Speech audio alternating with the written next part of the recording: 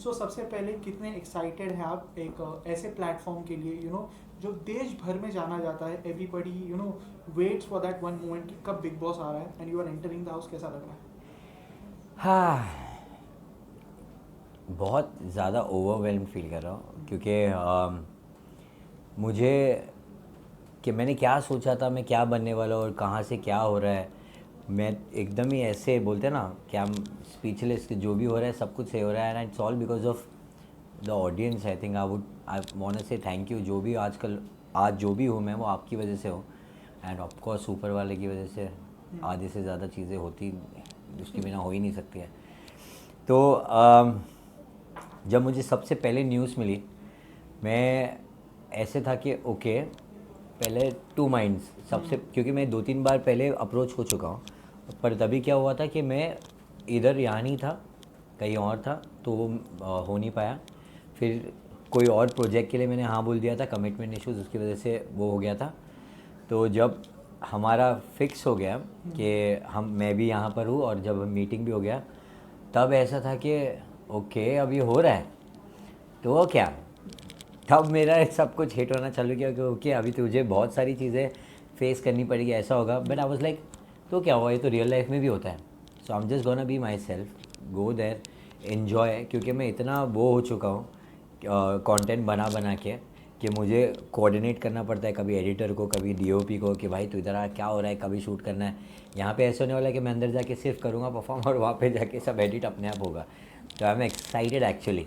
अब मेरा सारा नर्वसनेस हट चुका है, अब मैं सुपर एक्साइटेड हूँ अंदर जाने के लिए। So what has been your earliest memories? मतलब बिग बॉस काफ़ी, आई थिंक ये 19 सीजन है, काफ़ी सालों से ये शो आ रहा है, बड़ी बड़ी पर्सनालिटीज़ इसमें आ चुकी है, चाहे वो टीवी की हो, पॉलिटिशियंस हो, एक्टर्स हो, and this has been a gateway to fame, अगर मैं if I am not wrong, क्योंकि आजकल बिग बॉस ऐसा हो गया इट है, is. It is a gateway of fame बन चुका है। So what has been your earliest memories and कब आपने सोचा था कि यार चलो लेट्स ट्राई बिग बॉस, मुझे उसमें जाना है? मैं आपको मेरे बारे में कुछ बताऊंगा ताकि आपको उससे समझ में आ जाएगा क्यों। मैं हमेशा से ना एक कंपेटिटिव और ऐसे एक्सप्लोर करने वाला इंसान रहा हूँ। क्योंकि मेरी जर्नी आप देखोगे तो मैं पहले डांसर था, फिर कंटेंट क्रिएटर बना, उसके पहले मैं म्यूज़िक डायरेक्टर का बेटा हूँ जो म्यूज़िक सीखना चाहता था? नहीं चाहता था, और अच्छा, नहीं चाहते थे। डैड सिखाना चाहते थे, और मुझे था कोई और ही चीज़ में इंटरेस्ट। तो मैंने फिर भी वो भी 100% दिया है। सो बेसिकली जब मेरे एग्ज़ाम्स हुए थे पियानो के, तो आउट ऑफ 100 मैंने 87 स्कोर किया था। तो मेरा ऐसा ही रहा है कि कुछ भी करो, भले ही वो इतना मुझे पसंद हो ना हो, मुझे कोई भी नई चीज़ बहुत इंटरेस्टिंग लगती है। तो मैंने म्यूज़िक में भी 100% दिया है, डांस में भी 100% दिया है, जब सोशल मीडिया आया तभी भी 100% दिया है। तो आज जो भी मैं हूँ, आप देख सकते हो कि मैं वो फाइट करते करते ये जगह पर आया हूँ। तो एक बॉक्स क्लिक करना रह गया है कि रियलिटी शोज़। अब रियलिटी शोज़ में नंबर 1 शो कौन सा है?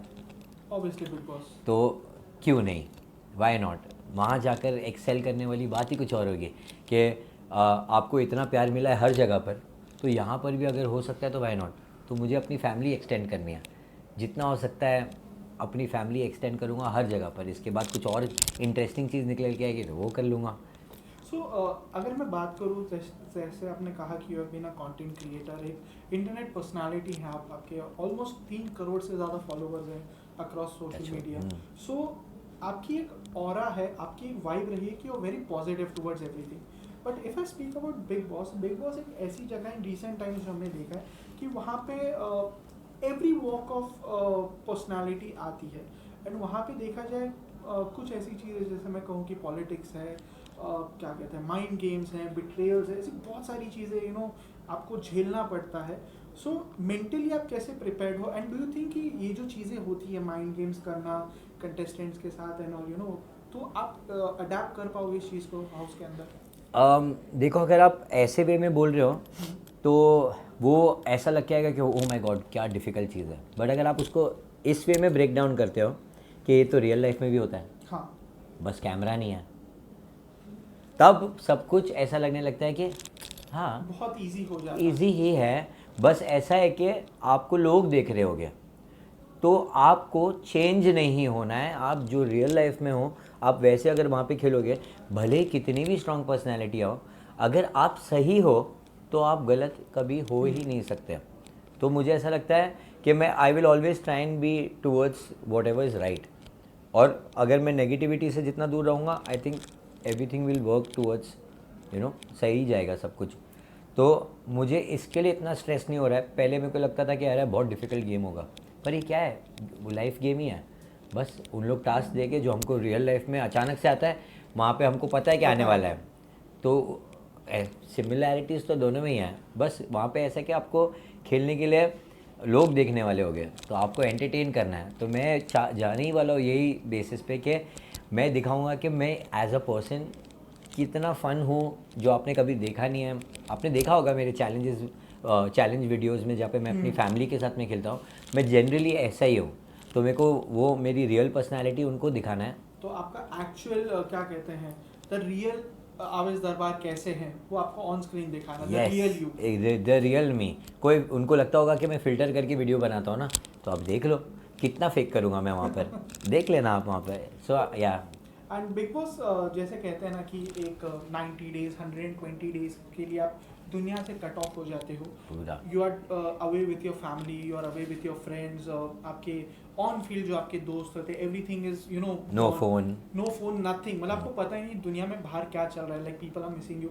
सो कभी ऐसा हुआ है कि आप अपनी फैमिली से दूर हो, will it be easy for you, you know, क्योंकि आप as a social media content creator आपको तो रोज़ कुछ ना कुछ हज़ारों लोगों से मिलना होता है, हज़ारों चीज़ें करनी होती है, बट क्या आपके लिए इजी हो पाएगा उतना कि stay away from the world? इसके बारे में मैंने रिसेंटली अभी जस्ट हम लोग ने इसके बारे में डिस्कस किया है कि फैमिली से दूर तो रहा हूँ मैं बहुत बार।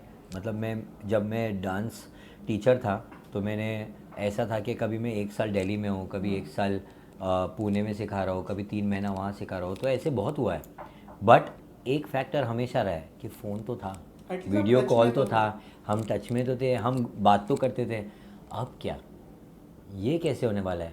तो ये भी एक डिफरेंट एक्सपीरियंस है कि मैं अपनी फैमिली को कैसे, मतलब क्या होने वाला है अंदर, और लोगों ने कैसे वहाँ पे अंदर जाके अपने फैमिली से दूर रह के, जो कि इनफैक्ट मेरा तो चलो समझे कि मैं अपनी फैमिली से दूर था, फ़ोन पे बात करता था, बट कुछ लोग तो घर पे रह के बहुत दूर हुए और फिर बिल्कुल बात करने नहीं मिला है। तो मुझे अपने लिए फिगर आउट करना है कि हाँ, मैं बिना फ़ोन के, अपनी फैमिली के बिना कैसे होगा मेरा। तो वो एक जर्नी वो होगी एक समझने की। तो उसके लिए भी मैं थोड़ा ऐसा हो, क्या करूँगा मैं। एंड बात करें पिछले कुछ सीजन्स की, so who has been that one person जिसको देख के आपको लगा है कि काश मेरी जर्नी भी, अब जैसे आप एंटर करने वाले हो तो आपको लग रहा है कि यार ही इज़ माई इंस्पिरेशन, या मेरी जर्नी भी इसके जैसे हो, लाइक जिनका गेम आपने पिछले कुछ सीजन में अगर देखा है, तो आप किसको एडमायर करते हो एज अ कंटेस्टेंट? देखो ऑनेस्टली मुझे ना ऐसे बहुत सारे कंटेस्टेंट्स पसंद है, बट ऐसे एडमायर करने वाले तो I think Gauahar number 1 list पे एंटर करते हैं। नॉट बिकॉज वो फैमिली है, क्योंकि मेरे को जेन्युइनली एज अ पर्सन वो बहुत पसंद है। क्योंकि वो गेम तो हाँ, क्योंकि वो रियल थे, तो मैं रिलेट कर सकता हूँ समवेयर कि मैं भी वैसा ही हूँ। फिर Siddharth Shukla is he is also in the list because he was also super genuine. अगर आपने देखे हो कि जितना वो स्ट्रिक्ट और ऐसे गुस्सेल था, उतना ही फन भी था, प्यारा भी था। तो मेरे को लगता है कि मेरे समवेयर में ऐसे टाइप का हुई कि ऐसा है। फिर अगर आपने मुनव्वर को देखा होगा तो वो भी ऐसे फ़नी है, रोस्ट करता रहता है, पर फन वे में कि किसी किसी को ऐसे ही बोल देना, मस्ती में बोलना। मेरा भी ऐसे ही नेचर में, मेरी फैमिली वाले को बहुत चिढ़ाता हूँ। तो ऐसे ऐसे कुछ कुछ चीज़ें मैं देखता हूँ और मैं ऐसे देख के ऐसा करता, अरे यार मैं भी ऐसा ही हूँ, अरे मैं भी ऐसा हूँ। तो मेरे को देखना है कि मैं वहाँ जाकर कैसे होने वाला हो। आपकी चॉइसेस भी बहुत अच्छी है, I think you have choose all the winners. तो कहीं ना कहीं कहते हैं but Shehnaaz is also there inside. But देखा जाए आपने पहले 3 नाम नहीं दिए, all are winners. And I hope you know when you come out of the house, हमारा नेक्स्ट इंटरव्यू जब हो, आपके हाथ में एक ट्रॉफी हो। And lastly coming to the end of this conversation, one small message out there to your fans and to the competitors out there कि मैं अब घर में आने जा रहा हूँ, तो बी वेयर, अगर ऐसी कुछ बातें अगर आपको कहनी है to your fans and the competitors out there? Competitors को तो ये बोलूँगा कि कंपटीशन जब होगा तब beware, but otherwise I am your friend, don't worry about that. Competition के अंदर मैं एक अलग ही इंसान रहूँगा, एकदम कम्पिटिटिव रहूँगा। तो उसको मिस जज नहीं कर देना कि मेरा कैरेक्टर वो है, वो सिर्फ गेम के लिए है, आप सब भी गेम के लिए आए हो। तो यस वो है। और फैंस के लिए तो यही बोलूँगा कि आज जो हूँ मैं वो सिर्फ आपकी वजह से हो। और मुझे ऐसा लगता है कि मैं बहुत ऐसे ओ करता हूँ आप लोगों को, क्योंकि मुझे ऐसा लगता है कि जो भी आपने मुझे बनाया मैंने कभी सोचा नहीं था कि मैं यहाँ तक पहुँचूँगा। तो मुझे अब ऐसा मेरे ऊपर एक प्रेशर आ गया है कि मुझे आपके लिए कुछ करना है। तो मैंने ऑलरेडी कुछ कुछ चीज़ें सोच ली है। मैं एक शो प्लान करने वाला हूँ जहाँ पर मैं रहूँगा, मेरे खाली फैंस रहेंगे थ्रू आउट, और हम गेम्स खेलेंगे, ये करेंगे, वो करेंगे, सब कुछ करेंगे, वो सिर्फ फैंस के लिए होगा। वो मेरा एक थैंक यू जेस्चर होगा, वो पूरा एक चीज़। सो मैं उसके लिए ये जीतना चाहता हूँ ताकि उसको मैं ग्रैंड स्केल पे कर सकूँ आपके साथ। So with this we end our conversation Thank you. and I hope जब हम अगली बार मिले as I previously mentioned Yeah. कि आपके पास बिग बॉस की trophy, wishing you all the इंशाल्लाह, वेरी बेस्ट फॉर योर इंशाल्लाह। Journey out there. एंड जैसे आपने कहा कि यू नो आप अपने फैंस के लिए कुछ करना चाहते हैं, तो आपके फैंस भी आई थिंक आपको उतना ही सपोर्ट करेंगे यू नो आपकी ट्रॉफी के साथ एंड आपके शो के लिए। So with this we end our conversation. Thank you.